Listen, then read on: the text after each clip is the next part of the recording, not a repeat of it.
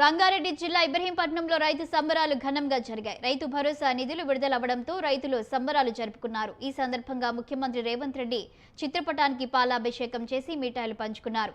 15 ఏళ్లుగా తమ గ్రామ నివాసి అయిన బీఆర్ఎస్ ఎమ్మెల్యే మంచిరెడ్డి కిషన్ రెడ్డి చేయలేని పనులు కాంగ్రెస్ పార్టీ చేసి చూపించిందని డీసీసీ ప్రధాన కార్యదర్శి మంకాల శేఖర్ రెడ్డి అన్నారు.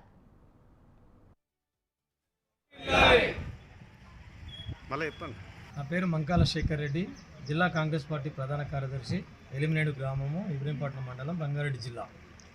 కాంగ్రెస్ పార్టీ ప్రజాపాలన అధికారంలోకి వచ్చిన తర్వాత రేవంత్ రెడ్డి గారి నాయకత్వంలో ఏదైతే ఎలక్షన్స్ అప్పుడు 6 స్కీమ్ల పథకాలు ఏవైతే ప్రజలకు ఇస్తామని హామీ ఇవ్వడం జరిగిందో దాంట్లో భాగంగా ఈ గృహ విద్యుత్తు సక్సెస్ చేయడం జరిగింది.